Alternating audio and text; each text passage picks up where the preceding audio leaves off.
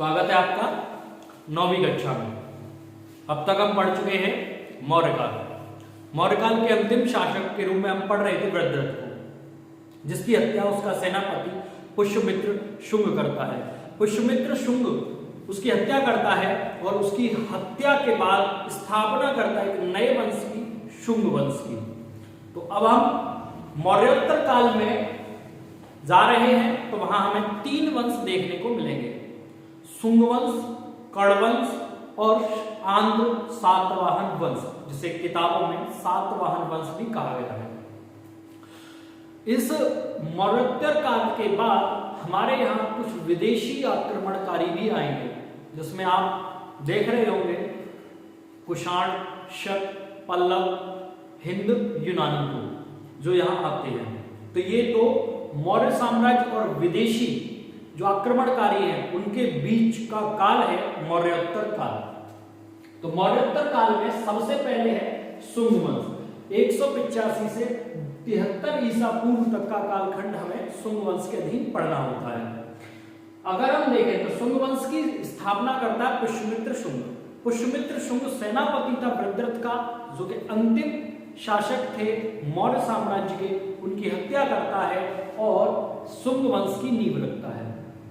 ब्राह्मण धर्म, क्योंकि अगर आप देखें तो मौर्य काल में चंद्रगुप्त मौर्य जैन को मान रहा है, जैन धर्म को, उसका बेटा बिंदुसार आजीवक संप्रदाय को मान रहा है और उसका बेटा यानी कि अशोक वो मान रहा है बौद्ध धर्म को। तो वहां पर हम देख रहे हैं कि वहां पर हिंदू धर्म, जिसे ब्राह्मण धर्म बोल देते हैं, उसका क्या हो रहा है, अवसान की ओर जा रहा है, यानी कम शासक उसे प्रश्रय दे पा रहे हैं। तो पुष्यमित्र शुंग वह शासक है जो ब्राह्मण धर्म को क्या करता है, पुनरुत्थान करता है।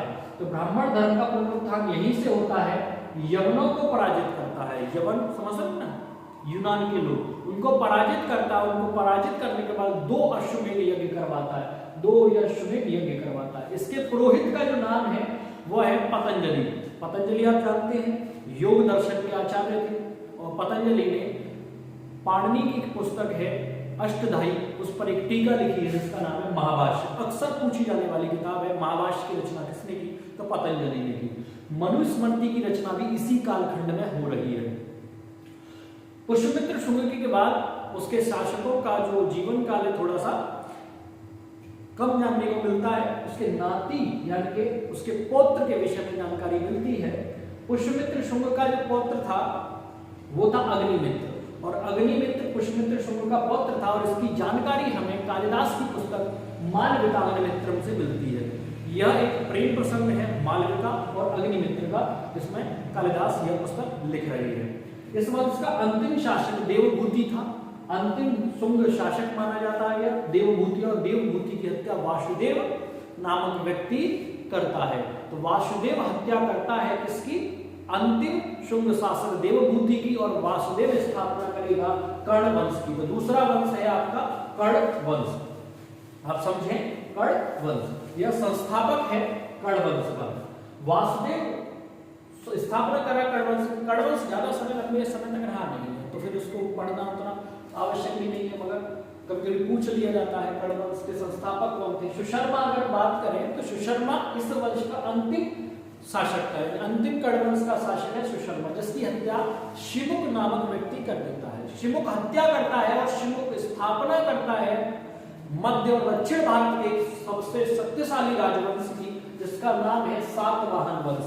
इसे पुराणों में आंध्र कहा गया है, तो इसको एक साथ नाम लिख के रख देते हैं कि आंध्र सातवाहन वंश। इसका संस्थापक था शिमुक।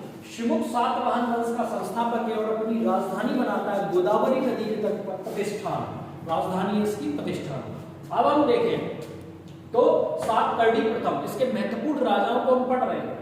तो सातकर्णी प्रथम का नाम सबसे पहले आता है। सातकर्णी प्रथम को दक्षिणापथ का स्वामी कहा जाता है। इसकी उपाधि थी दक्षिणापथ का स्वामी, दक्षिणापथ का स्वामी। अश्वमेध तथा राजसूय यज्ञ करवाता है। कौन सी यज्ञ करवाता है, अश्वमेध तथा राजसूय यज्ञ। आप समझ रहे, तो अश्वमेध यज्ञ करवाए, 2 अश्वमेध यज्ञ करवाए थे और एक राजसूय यज्ञ करवाया था।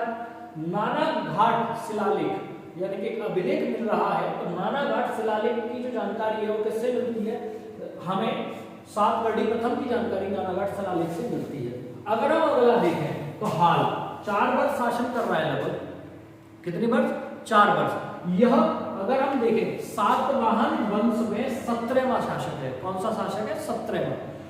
गाथा सप्तशती की रचना करता है, गाथा सप्तशती की रचना करता है। इसके दरबार में गुडाढ्य नामक कवि रहते थे जिन्होंने व्रत कथा की रचना की है। इसके बाद अगर हम देखें तो सातवाहन वंश में सबसे शक्तिशाली शासक के रूप में जिसे जाना जाता है वो है गौतमी पुत्र सातकर्णी।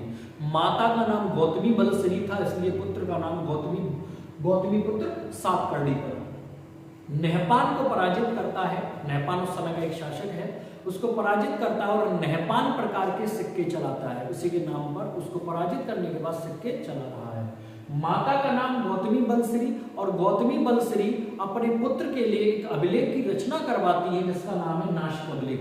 नासिक अभिलेख गौतमी पुत्र सातकर्णी से जुड़ा है और लिखवाया है उनकी मां गौतमी बलश्री ने। अक्सर पूछा जाता है कि नासिक अभिलेख किससे जुड़ा है, तो गौतमी पुत्र सातकर्णी से लिखवाया है उनकी माता गौतमी बलश्री ने। और इसमें जानकारी मिलती है गौतमी पुत्र सातकर्णी की, उसके समाज की, उसकी विजयों की जानकारी आपको मिलती है। ये इतना प्रतिष्ठित था कि आप समझिए, इतना शक्तिशाली था कि अगर हम भारत को देखें तो भारत के इस तरफ अरब सागर, ये हिंद महासागर और ये बंगाल की खाड़ी, इन तीनों क्षेत्रों को विजित करने का श्रेय गौतमी पुत्र सातकर्णी को जाता है। इसलिए इसको कहा जाता है कि इसके घोड़े ने 3 समुद्र का पानी पिया था। 1 2 3, वैसे तो हिंद महासागर का हिस्से है मगर घोड़े ने 3 समुद्र का पानी पिया था गौतमी पुत्र सातकर्णी के लिए कहा जाता है। तो बहुत महत्वपूर्ण शासक में से एक है। अगला देखें तो वशिष्ठी पुत्र पुलवामी।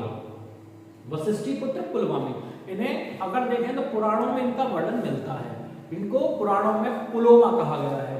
अक्सर इनकी अगर हम देखें पुत्र पुलवामी, तो ये जो नाम आगे लिखे होते हैं वशिष्ठी, गौतमी, यह माताओं के नाम होते थे। किसके नाम होते थे? माताओं के। समझिए आप कि माताओं के नाम इनके होते थे जो आगे लगवा रखे हैं। तो मात्र सत्तात्मक व्यवस्था आप समझ सकते हैं, हो सकती है, किंतु याद रखिए नाम जरूर माताओं के नाम पर थे मगर महिलाओं को प्रशासन में इतनी बड़ी जिम्मेदारी नहीं दी गई थी सामान्यतः। वशिष्ठी पुत्र पुलवामी को पुराणों में पुलोमा कहा गया है।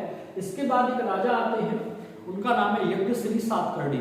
यज्ञश्री सातकर्णी के सिक्कों पर जहाज के चित्र अंकित होते, मछली के चित्र अंकित होते हैं, वह आपको याद रखना है। यज्ञश्री सातकर्णी वशिष्ठी पुत्र पुलवामी के बाद अगर अंतिम शासक के रूप में देखें सातवाहन वंश में, तो अंतिम सातवाहन शासक जो थे वो पुलवामी चतुर्थ थे।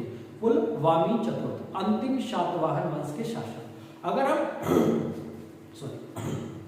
महत्वपूर्ण तथ्यों की बात करें तो सातवाहनों में सबसे बड़ी बात, यह क्षत्रिय नहीं थे, यह विवादित है विषय। तो अपनी स्थिति को समाज में सुदृढ़ करने के लिए ब्राह्मणों को उन्होंने जमीन दान दी। यह पहली बार था किसी राजा के द्वारा ब्राह्मणों को जमीन दान देने की परंपरा शुरू हुई। तो वो सातवाहनों ने सबसे पहले ब्राह्मणों को जमीन दान दी, ये बात याद रखिए। दूसरा महत्वपूर्ण तथ्य क्या है कि इन्होंने, इनके यहाँ सिक्के चलते थे, चांदी के भी चलते थे और जो है तांबे के भी चलते थे, जिन्हें कासार पड़ कहा गया। क्या कहा गया? कासार पड़, चांदी के और तांबे के सिक्कों को। मगर इन्होंने यह इतने समझदार निकले, धातु का संरक्षण करने के लिए इन्होंने सांकेतिक मुद्रा का प्रचलन किया। सांकेतिक मुद्रा के रूप में सीसे को आप समझ सकते हैं। तो आप समझ सकते हैं कि सांकेतिक मुद्रा को चलाने का श्रेय किसी को जाता है भारत में, तो सातवाहन वंश को जाता है। दूसरा, सांकेतिक मुद्रा को आगे कौन चलाएगा? मोहम्मद बिन तुगलक दिल्ली सल्तनत में, जो कि पूरी तरह से फेल हो जाता है। तो सातवाहन इस क्रम में बहुत सक्सेसफुल रहे। और एक और बात, मौर्य साम्राज्य के बाद भारत को अगर कोई संगठित रख पाया तो सातवाहन वंश रख पाया। एक बात याद रखिए, जब भी छोटे छोटे क्षत्रप पैदा होंगे राज्यों में, अगर एक शासन नहीं होगा तो वो शासन कमजोर हो जाएगा, और शासन यदि कमजोर हो जाएगा तो कहते हैं कि देश जब जब टूटेगा विदेशी आके लूटेगा।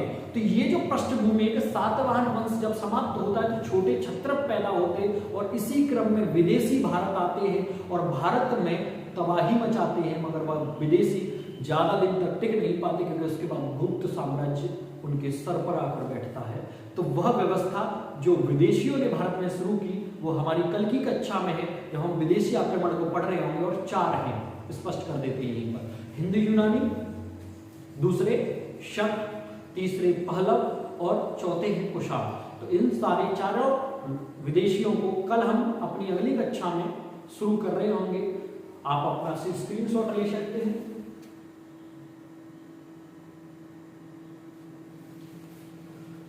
मिलते हैं अगली कक्षा में। नमस्कार।